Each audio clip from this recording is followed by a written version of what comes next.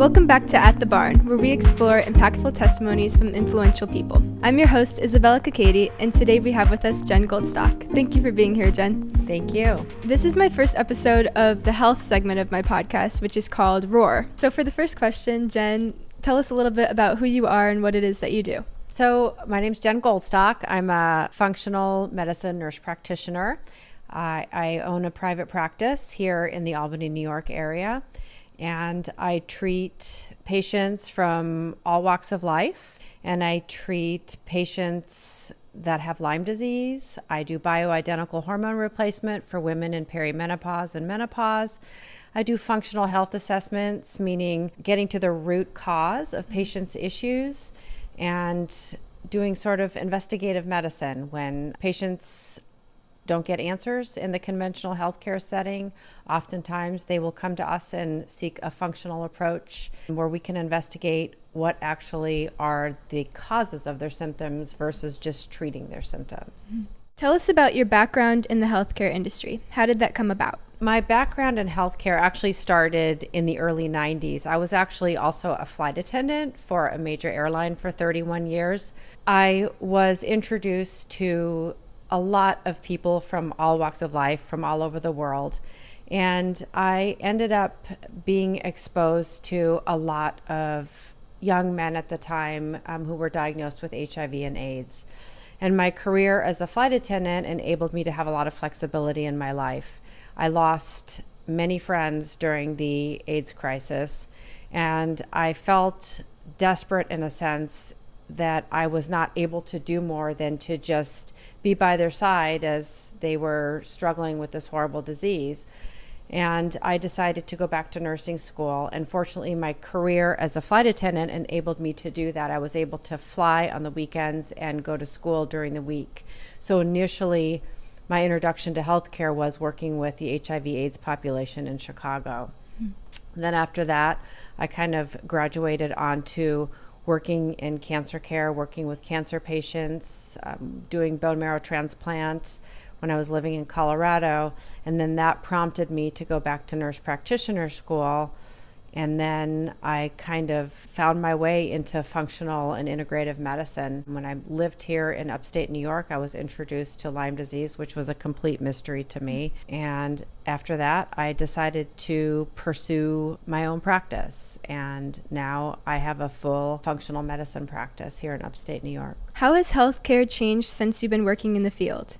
And how has your perspective on healthcare changed, and what was it that shifted your view? So wow, that's a loaded question because so much has changed, especially in the last 5-6 years. I firmly believe that healthcare is no longer about health or care. What I see is that in our country, especially where healthcare has become a profit-driven model versus a patient-driven model. And I see a lot of patients, and in the 13 years that I've been in practice, I've seen thousands of patients who have come to me because of the failure of our healthcare system. They're not getting answers, they're getting medications, they're getting drugs. We have a very strong influence from big pharma, and again, it's all about profits. And we're no longer looking at how we can improve people's health. We're now treating symptoms. Doctors are overwhelmed, providers are overwhelmed. They have very little time to spend with patients. Healthcare costs are through the roof. This is a loaded question that I could talk about for hours, but there's a true crisis in our country. As you can see, if you look around, Americans are probably the most unhealthy that I've ever seen them in my lifetime. And unless something drastically changes, which I'm really hoping it will now with this new administration coming in, we're in big trouble. Mm-hmm. And I experienced that too when I was really struggling with mast cell activation syndrome. I was working with so many different doctors and nobody was giving me the attention I needed at the time. And you really helped me during that time because you were the first person to give me the attention that I needed and to truly listen to me and listen to what were the root causes of what I was going through and not just put Band-Aid solutions on everything. So I really appreciated that. Well, thank you. But that is the key. People just want to be heard. Mm-hmm. Patients want to be heard. So that's where our appointments, a new patient appointment is anywhere from 1 to 2 hours because we want to spend the time listening to the patients. Your story tells me more than your symptoms. And giving people that time and that opportunity to share everything they've gone through is, in my opinion, the most valuable thing. I always say that the smartest doctor in the room is your body, and what your story, what you tell me, that's more important than anything. Tell us about your relationship with God, and how has your faith impacted your career and your personal health journey? My relationship with God is probably the most important thing in my life. I truly believe that God gives us all a purpose, and that if we are connected to Him, that purpose will become very clear to us in our lifetime. And I believe that God has put me here for a time such as this to help people, to bring healing to people that are desperately in need of healing. God flows through every aspect of my life, whether it's in my personal life or my professional life. I don't leave Him at home when I go to work in the mornings. And I will tell you that every morning on my way to the office, I pray and I ask God to give me wisdom with each and every patient that I see that day. And I attribute all of my success to my relationship with God and how He guides me and leads me both in practice and in my personal life. That's important. And I feel like that is also a very special thing that I found when I started working with you, was that none of the other doctors I talked about shared my faith. And when you can connect on like a deeper level with your faith and health, you realize like Jesus is a true healer, and it just makes all the most difference in your healing journey. Absolutely. I have seen true miracles occur in people's lives when they've connected with their Creator. And prayer is extremely powerful. And I've seen it move mountains. I've seen it turn mountains into highways for people. It's really an amazing thing. Can you share your faith testimony with us? Sure. I never really found faith until I was probably in my early 30s. And I lived a pretty wild and crazy life, especially in my 20s. I traveled all over the world. I was not living the healthiest lifestyle. As a matter of fact, I was living a very unhealthy lifestyle. I will tell you, I was smoking 1 to 2 packs of cigarettes a day. I partied a lot. I drank a lot. I did a lot of drugs on a regular basis. It was just... that was the lifestyle in the 90s. And I was on a pretty destructive path, I would say. And all throughout that journey, I had people coming into my life, weaving in and out of my life, kind of trying to share their faith with me. And I really didn't have much interest in pursuing anything like that. Although there was always something inside me that there was a little spark that would go off of curiosity. And I always knew that there was a God. I never doubted His existence, but I never really wanted to have a relationship with that God, because I knew that that would require me to make some changes in my life that I really wasn't ready to make. And I also kind of looked at people that were Christians as sort of weird at the time. And, I was living in the dark side of life. So I don't quite know how I finally just gave it all over to Him, but I know it was during a time when I was going through my divorce. And I remember I was smoking very heavily. And I remember being in my living room at one point and I was having chest pains. And I remember thinking to myself, oh my gosh, I'm going to die. All this stress is going to kill me and I'm going to die. And I remember sitting there and I prayed and I said, God, please take this pain away from me. Don't let me die of a heart attack right here. I promise you, I will never smoke another cigarette again. And if I do, you can take me out right then and there. So that was kind of my first, and I knew deep down, you can't make those kind of deals and go back on them. So that actually is what finally helped me quit smoking, was that promise that I made, because I tried to quit smoking many times before. So I knew that God was real and that He wasn't somebody to mess with. So that kind of started my journey into finding faith. And I truly believe that shortly thereafter, I was able to run my first half marathon. the first day I went out to run, I barely made it down the block. And I truly believe that that was a time in my life where I was healed both physically and spiritually. That was a time where God really became real to me. And looking back now, I realize that he was always there. He protected me from things that I know could have been bad. And I'm sure he's protected me from things that I never even realized I needed to be protected from.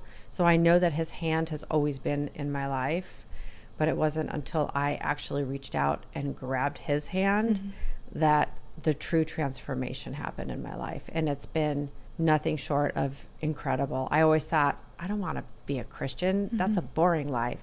My life has never been more exciting.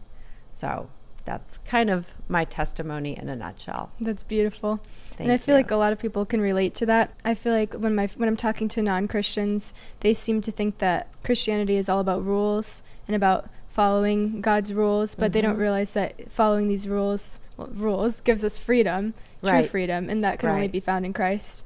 Exactly. And it's an exciting life, because how amazing is it that you can actually connect with the one who made you, and to let go of all of your fears and your anxieties and about the future, because you know that no matter what the future holds, he holds that future, and you can trust that, and you can know that he is involved in every single aspect of every detail of your life. And that's freeing, because you don't have to be in control of everything anymore. He is. You just have to trust him. There's so many people that don't know that their burden could be lifted from them. And I just want to tell the whole world that Jesus is there for them, and he can lift that burden. And especially now, we look at the mental health crisis, especially amongst young people. The suicide rates that are off the charts, and young people are struggling. I don't think I've met very many people at all your age or even 10 years older than you that are not struggling with anxiety and depression and fear of the future, and they have no hope. And that's the other thing that is so wonderful about a relationship with God, is that you have hope, because you know that no matter what, your future is set. Yeah, going off of that, I feel like almost every single friend I've met in college, most of them are on medication for depression, anxiety, everything. It's so common now to be medicated, and absolutely, just being in college opened my eyes to just how many young people are struggling with that, physically and mentally and spiritually. Absolutely. And they're medicated pharmautically, and then they're self-medicating with alcohol and drugs and all those things. It's a really sad thing. So in mainstream media, we often hear about birth control, but we don't hear about the downsides of the drug. And I know so many people my age are on birth control, so I was wondering, what are your views on that? So I have a lot of views on that. Whether it's oral contraceptives or hormone-releasing IUDs or the Depo shot for birth control, they were intended to eliminate or to avoid unwanted pregnancy. Now, unfortunately, they're being used off-label to treat a number of conditions, especially in young women. So I'm a firm believer in informed consent, meaning that if I recommend you take something, I need to sit down with you and tell you all the risks and benefits that are involved in you taking said medication. So using a drug off-label, meaning using it for something other than it is FDA approved for, is a very common thing. We do it a lot in medicine. We do it in functional medicine. We do it in conventional medicine. However, birth control is being handed out to young women like Tic Tacs. And they're using it to, if you come to see your primary care provider or you see your gynecologist and you say, I'm really struggling with heavy periods. Oh, well, here's some birth control for you. This will help control your periods. Or I've got horrible acne. Oh, here, take this birth control. It'll help your acne. Well, what they don't tell young women is that birth control pills actually, I call it chemical castration, because essentially they shut down your body's ability to ovulate and to function normally. It shuts down your own hormone, your normal hormone production. And in turn, what that does is young girls then all of a sudden will become anxious. It increases depression. It kills your libido. It lowers testosterone. It rinses all of your B vitamins and other minerals and vitamins out of your body. It causes leaky gut, and long term can contribute to infertility and breast cancer. Those are the things that are not talked about readily at that doctor's visit when we're just writing these prescriptions for oral contraceptives that I think now they're even available over the counter. I'm not sure, or they're trying to make it so that they're available over the counter so that all young girls can take them. And I think it is, honestly, I think it's criminal. The infertility rates in this country are going up. I've seen a number of young women in my office that are having trouble conceiving because what, in my opinion, is a result of their long history of being on birth control. And that's just unacceptable. That's, again, going back to, that's not healthcare. I have so many friends who have been on birth control, and they'll do it to clear their acne or something, and then they'll get right off of birth control and their acne will come back. And because you're not addressing the root cause. If you have acne or you have heavy periods, we need to figure out, why is that happening? What hormonal dysregulation is occurring in your body, or what other inflammatory process is contributing to that? We need to dig deep and figure out the root cause, and then we fix that, not just shutting down the whole system and creating more problems as a result. I agree. Going off of that, are there any, what would you say about products like personal hygiene products or beauty products and how that can affect hormones? So that's a really good question. It's estimated that as women, we apply over 200 toxic chemicals daily between our shampoos, our hairsprays, our hair smoothers, our face creams, our makeup, our lipsticks, all the things that we use and to beautify ourselves. A lot of them have very toxic hormone dysregulating chemicals. And I believe that the environment that we are in, and by that I also mean the products that we're using, are contributing to high rates of breast cancer and also completely dysregulating our normal hormonal balance in our bodies. And again, that's not something that is advertised, but thankfully more and more awareness is out there about this. That is the good part of social media. I'm not a huge fan of social media, but that is actually the positive aspect of social media, is that more and more young women are getting this information, and women my age, because we don't think twice about the mascara we're putting on our eyelashes and the foundation we're putting on our face, that it could be contributing to hormonal dysregulation and potentially increasing our risk of certain cancers. I think lip products are a big one too, because we're literally swallowing it. Lead is a big one in lipsticks. Yeah, we're literally ingesting it. Absolutely. But our skin, there are medications that we use. For instance, I do a lot of hormone replacement, and we use bioidentical compounded hormones, and they're in the form of lotions or patches, and those get absorbed to the skin. So all of those things that we're applying to our skin are being absorbed into our bodies and creating some type of a change, whether good or bad.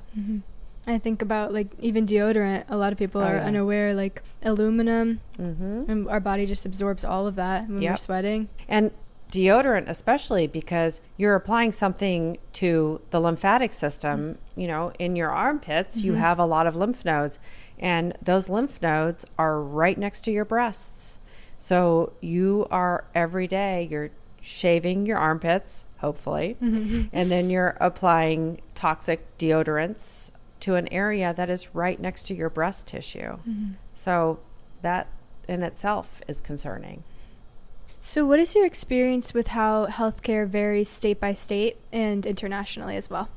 So I'm not so sure with how it varies state by state. I can tell you that each state has its own set of regulations. Unfortunately, New York, where I practice is very regulated. So, for instance, from a functional medicine standpoint, there's so much wonderful testing that's available to assess, for instance, like your gut microbiome, and really good blood tests and things where we can look at not food allergies, but food sensitivities. And a lot of that testing is not available to us in New York State.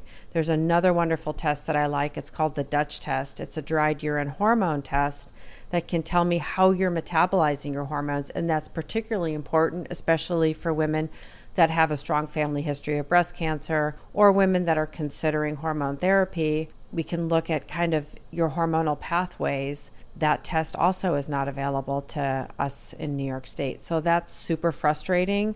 I'm not sure what other states' regulations are, but I do know that New York is one of the most regulated and most difficult when you're practicing integrative and functional medicine. As far as internationally, I think I was raised in Germany. I lived there until I was 12 years old.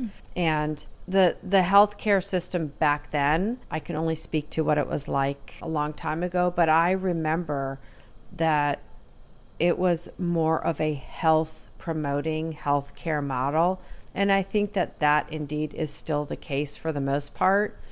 But it was more about doctors. I remember when I was little and I would get sick, doctors would talk about, what are you eating? Are you outside playing? Looking at those things versus, oh, well, what drug can we give you?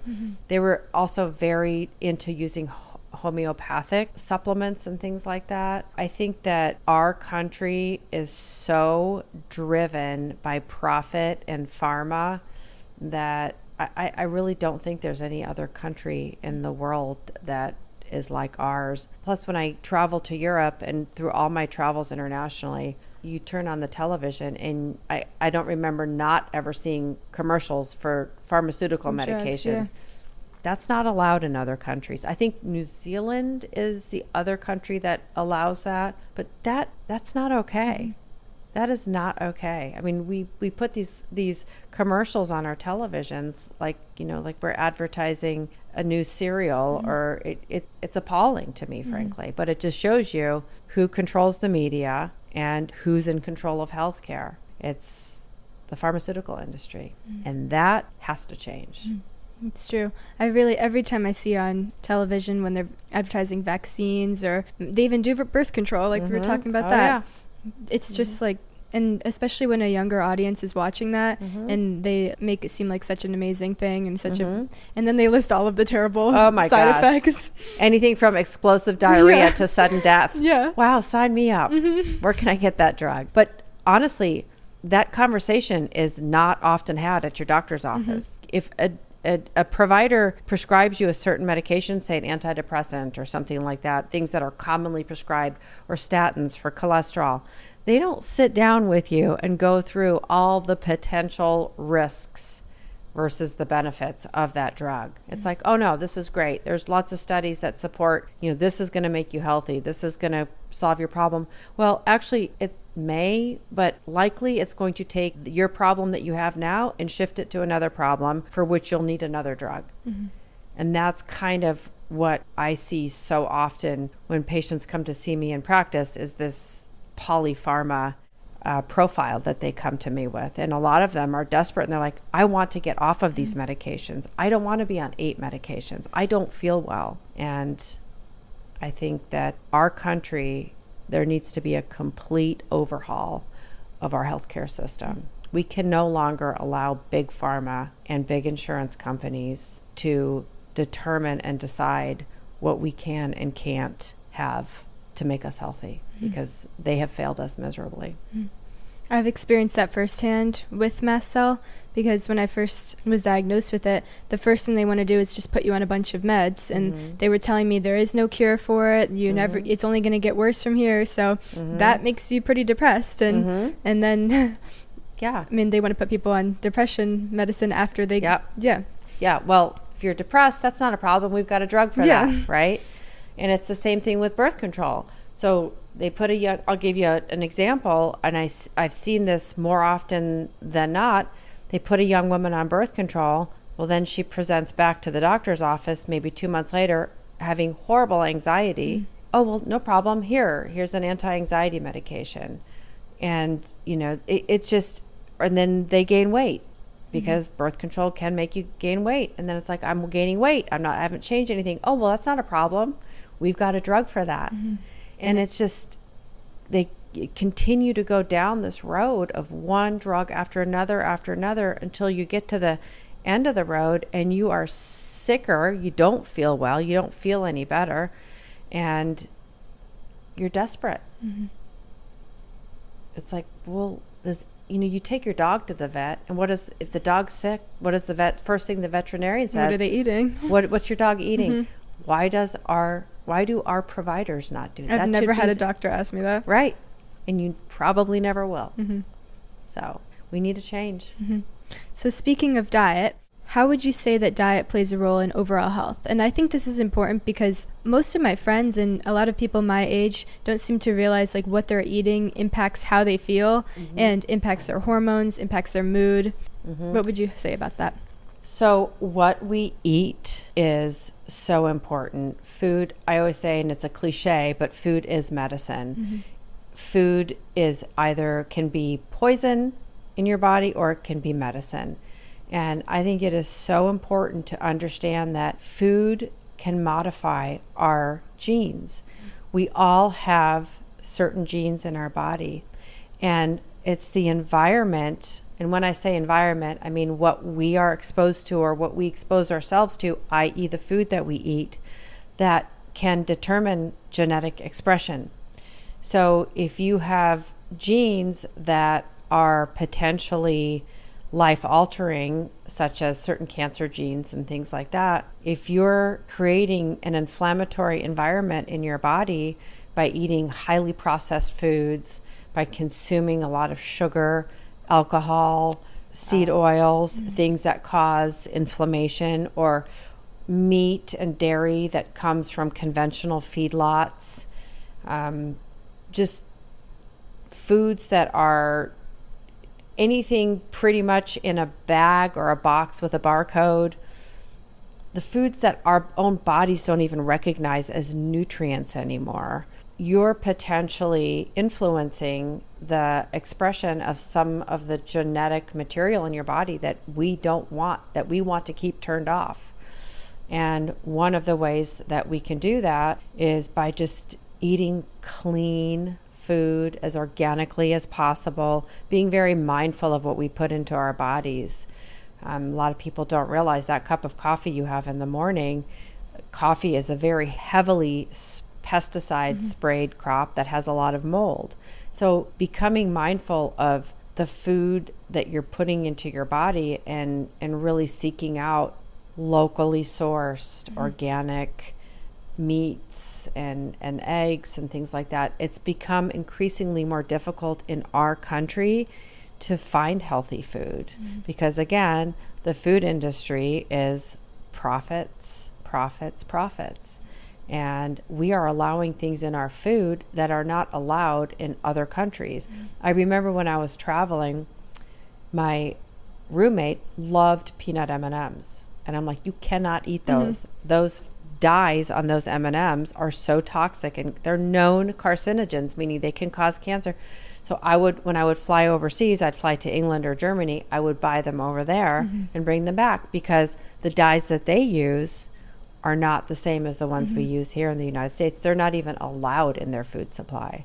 So again, we have to make a change. Yeah, in Europe, they have so many pesticides that are banned and dyes that are banned. Yes. And it's like, what are we doing here? Right. We're spraying Roundup on things. And Roundup, which is known by the World Health Organization, is a cancer-causing agent. Yet we freely spray it on our crops. And we have more and more people, especially children now, with food allergies. People have gut issues. It's just all of it. And I don't mean to sound like a conspiracy theorist because I certainly, I left my tinfoil hat in the car, but I feel like we are, I don't know, I think we're feeding a beast that can't get enough, right? So we're eating foods that are not really foods that are making us sick, and then we have the drugs to make us better. People don't want to believe it because it's sad. That's right. And you don't want to live your life in fear, and we shouldn't. But we need our eyes to be open to what we're eating, because it truly impacts everything in your life. Everything. And I think the one thing that so many of us are learning and so many people are figuring out now is that you really can't always trust the government. You can't always trust pharma. You can't trust the studies that are being quoted to us. You have to really dig deep into the literature. You have to look at who's funding those studies and what exactly are the actual numbers that they're referring to in these studies, not the inflated numbers. And I think that much like in the grocery store, we can't rely on the big 3-letter agencies to protect us. We have to do the work ourselves. And it's our responsibility now to really seek out what's best for our families. Because again, the 3-letter agencies that we used to rely on to do that for us, we know, I think, in my opinion, a lot of them are compromised. It's sad because the people who we should be able to trust can't trust them anymore. That's right. And it's not, I don't want to blame the doctors or the nurse practitioners or the physician's assistants, because they're just doing their job. They are following guidelines that they are required to follow in practice. But the beautiful thing is, I just came back from a functional medicine annual congress in Las Vegas. There were 7,000 providers there. So more and more practitioners are seeing the massive failure of the current system and are seeking out better ways to take care of their patients. Because once you know, and you just can't go back. That's amazing. That's very promising. So since we're here in upstate New York, I know that there's an epidemic of Lyme disease and other tick-borne related illnesses. And I was just wondering if you could tell us a bit about this and maybe some test-taking issues or government hurdles that you've encountered. So Lyme disease was first discovered in the 70s. It's called Lyme disease because it was first discovered in a small town called Lyme, Connecticut. And it happened when in a neighborhood there were all these young children that were coming down with rheumatoid arthritis symptoms. So a group of moms got together and said, wait, something's not right here. So since that time, we have found out that this is a disease that came from ticks, and there are a lot of conspiracies around this as well. But the number of Lyme cases continues to increase. The issue is, I don't think that we even know the half of the Lyme cases in this country, particularly in the Northeast, but really it's everywhere now, because the testing for Lyme is terrible. And in, what has it been now, 50 years, we really don't have direct testing for Lyme yet. We don't have a perfect test. I always say we don't have an AIDS test for Lyme disease yet. So I believe that more than half of Lyme cases are actually not even diagnosed or counted in those statistics. I've treated Lyme, and when I say Lyme disease, I'm referring to kind of the umbrella of all the tick-borne illnesses, because ticks don't just transmit Lyme disease. They also transmit other diseases that are just as egregious, if not more so. Things like Bartonella, Babesia, Ehrlichia, Rickettsia, tick-borne relapsing fever. I've seen all of it in my 13 years in practice, and the frustrating part about this disease is that it is so difficult to diagnose. And fortunately, I've had the privilege of working with some really amazing providers in this space, particularly Dr. Richard Horowitz, who I have so much respect for. He's written 2 great books on Lyme disease, and he has been an incredible voice for the Lyme population. And he came up with what's called a multisystemic infectious disease model, and it's a wonderful tool that I have all of my patients complete before they see me for a potential Lyme diagnosis, because oftentimes the test results don't reflect what's actually going on with the patient. So we have to rely on our clinical judgment, meaning how does the patient present? What symptoms does the patient have? Has the patient ever had a known tick bite? Has the patient ever had a bullseye rash? Bullseye rashes are not as common as people think. You can have Lyme disease and not have a bullseye rash. Do you live in a Lyme endemic area like upstate New York? Do you spend time in the woods? Are you a hunter, a landscaper? Do you have a dog? Do you sleep with your dog? So we kind of go through this whole questionnaire and we try to find answers, particularly in the absence of evidence in the blood, because we don't have perfect testing yet. I think that we're getting closer to having better testing, but we're still a ways away. But yes, it's endemic. It's a real healthcare crisis.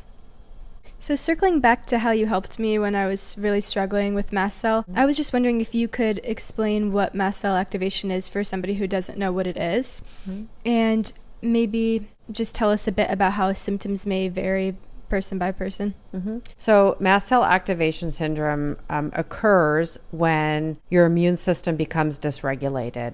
Mast cells are an immune cell that when they become dysregulated, they kind of go into hyper overdrive, and they can cause a lot of very disturbing and distressing symptoms, such as everything from they can affect your lungs, they can affect your nasal passages, they can affect your gut, they can cause dizziness, they can cause diarrhea, they can cause anaphylaxis. It's often the trigger for mast cell can be things like an infection. So we see it a lot in our Lyme population, our tick-borne population. Mold illness is a big trigger for mast cell. Ehlers-Danlos syndrome, POTS, which is also referred to as postural orthostatic tachycardia syndrome. Those are all risk factors for mast cell activation, and it can be very, very scary. And treatments can vary depending on, the severity of the mast cell. And it's also very difficult, again, another disease that's very difficult to diagnose with blood work, because there are certain factors that we look at in your blood, but unless you're actually having a flare or you're, just coming off of a flare, those markers generally will not be elevated in your blood. So again, it's another disorder that has to be diagnosed often clinically just by talking to and listening to the patient and really doing a systematic workup on their symptoms, their lifestyle, and their history. Do you have any specific cases that you've seen like true progress in when you've been working with them? You. Me? Yes. No, I have. Absolutely. It's not a quick fix, obviously. It takes a lot of work. It takes a lot of trial and error with medications. We use a lot of histamine blockers and things like that. It's also oftentimes we recommend a low or no histamine diet, and that can be very difficult to follow. So much like treating mold illness, and treating chronic Lyme, chronic tick-borne illness, it's not kind of a 2-week deal. It can take sometimes years. But getting that immune system re-regulated and calming things down can take a lot. It's a lot of work. It can take a lot of time. So do you believe that there is a cure for mast cell? I don't know about cure, but I certainly believe that in a total remission. Can it, if you're exposed, let's say you're in remission and you're exposed to, let's say, you move into an apartment and you're exposed to mold and you're susceptible to mold illness, that can reactivate. But again, it's being careful and being mindful and doing everything that needs to be done to keep it in remission. The mold is really interesting because I feel like the mold is so much more common than people realize. And now that I'm aware of mold, I feel like I could walk in a room and sense if there's mold in the room. Oh, absolutely. And those in our population, it's thought that about 25% of the population is mold susceptible, meaning that they are susceptible to mycotoxins. So it's not the mold so much as the toxins that the mold puts off, right? And that is, those folks get really, really sick. They can get really, really sick, but they also become very sensitive when they walk into a place that has mold. Because one of the things that you have to do when you're treating somebody, if you want to treat somebody successfully, is you have to remove them from that environment. And that presents a challenge, especially, and we've seen families where one or two family members are sick with mycotoxins. Not everybody has the ability to move out of their house. Not everybody has a second home or can leave. And it's not just leaving your home. I had a patient one time, they built a house brand new. They'd just gotten married, and she started to get really, really sick. And it turns out there was mold. I guess it was something to do with the insulation. It wasn't installed properly, or there was moisture or something. I don't remember, but they had to literally gut the entire house back down to the studs. And that's also a huge financial burden for a lot of people. And your clothes, you have to get rid of everything. And that's really, really tough. But people do get better. Have you seen any relation to mast cell and long haul COVID? Yes. Again, infection, right? Actually, COVID has made it so much more challenging to diagnose and treat, especially patients with tick-borne illness or mold illness, because so many symptoms overlap. And that's one of the things that we look at now. Have you had COVID, either by infection or injection? And the COVID vaccines, we're seeing a lot of issues now in patients that have had the COVID vaccines as well. It's very interesting going back to the differences in symptoms, because both my brother and I have mast cell activation, and our symptoms are so drastically different. And even our safe foods are different. And I also just met somebody at school that has mast cell activation too, and she can eat anything. So it's interesting how some people might be affected more by environmental triggers or other triggers, but just like anything, it's very similar to, I'm sure you've known a slew of people that have had COVID, right? Some people, they get a stuffy nose and they're fine. Other people have, you can put 10 people in a room and they could all have had different experiences with COVID. There's a huge spectrum of symptoms and severity of symptoms. So we're all different. And that's why I love functional integrative medicine so much, because we look at the individual. And I don't believe in one size fits all medicine. We're all different genetically. We all come from different backgrounds. We all have different environments. Those things all need to be considered when we're treating patients, because we're unique. So our treatment plan should be unique. Going back to diet, you know that I'm on the Lion's diet, which means I only eat ruminative meats and salt. What would you say would be your biggest recommendation for young women and men? Would you recommend a ketogenic diet, or what would your recommendation be? Honestly, my personal recommendation for a healthy individual, obviously, is more of a paleo type diet. So eating, and then the key component to all diets is making sure the sources of the food that you're choosing are as clean as possible. If you're eating meats, chicken, fish, seafood, all the vegetables, fruits, nuts, eggs. Some people do okay with organic dairy. I'm not a huge dairy fan. I think if you're eating foods the way that God intended for them to be, then that's, in my opinion, the ideal diet. I don't believe anything that God created is bad for us. It's the man-made stuff. That's why I'm not a huge proponent of a vegan diet, because there are a lot of vegan kind of fake meats and fake foods that are laden with chemicals, preservatives, seed oils, and I just don't find that to be a healthy lifestyle. Ketogenic, I think, is great for, if you're treating, especially if somebody has cancer. I think a ketogenic diet can be great. People that have a lot of weight to lose, some people do really well on a ketogenic diet, but it's not typically a lifestyle that I recommend for most people. But some people thrive on a ketogenic diet. When I was in grad school, I did an experiment where I went on a strict vegan diet for 3 months. And my diet's always been pretty paleo. So I went on a very strict vegan diet, and I wasn't eating sugary foods. I was really trying to be mindful to eat a healthy vegan diet. I gained 8 pounds. I had dark circles under my eyes. I felt awful. I had no energy. I felt like my muscles were wasting. And I was really, really being conscious of, making sure that I was getting all my nutrients and I was taking supplements and things like that. Meanwhile, my partner on the project was vegan and she felt like $1 million. So again, individuality.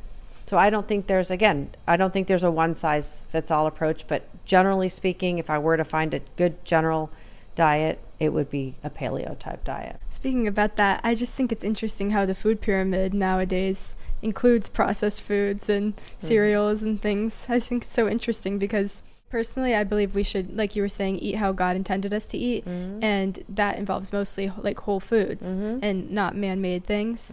But Jesus says that if we bless our food before we eat it, like all food is clean. So I like to live by that. But I think that especially with college kids, it's really difficult to prioritize whole foods. And so like it's easier to grab a granola bar or grab chips or... Yeah, convenience foods. And there's that scripture, Exodus, I think it's 23:25, worship the Lord your God and he will bless your bread and your water. And it's true. I pray before I eat because, literally and figuratively, God only knows what is in some of the food that we are eating. We do the best we can, but how do we know it's really the best? So, but yeah, I think college campuses, schools and hospitals need a complete overhaul of the food that they're providing to their customers because most of it is garbage. Like I can't eat the food at my college campus, but I know that all of my friends, when they eat it, they feel terrible. Yeah, because it's not really food probably, and it's not meant for human life. I always say a lot of that stuff is meant for shelf life, not human life. And going back to seed oils, most people read it and they're like, what's wrong with sunflower oil? Like it's from a sunflower. But they fool you. They do. And natural flavors, that one always gets people. Yeah. Or if you walk down the cereal aisle, which in my opinion is probably one of the most offensive aisles in the grocery store, you see these like Fruit Loops and all these sugary cereals. And then you see a little big sticker in the front that says now made with whole grains. And for somebody that isn't aware, they think, oh, this is great, whole grains. This is good for my kids. And it's just, it's a lie. I mean, there's so much, again, sometimes when I think about all of it, I feel like I'm trying to eat a giant elephant, but I think that thankfully there is going to be a change. But it's a big task. It's a big task because I think we need a complete overhaul of our food, our healthcare, all of it.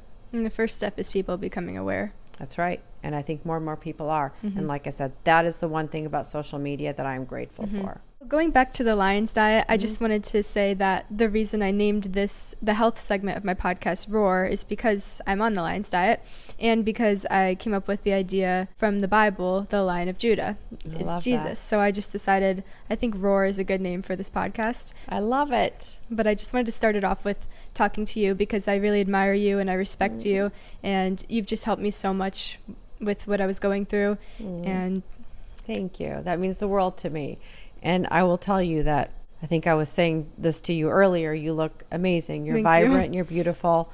And there are so many people out there that if you tell them, oh, I'm just eating meat and salt, they're like, oh my gosh, you're actually thriving. Yeah. And that is the primal diet. That is a healthy diet.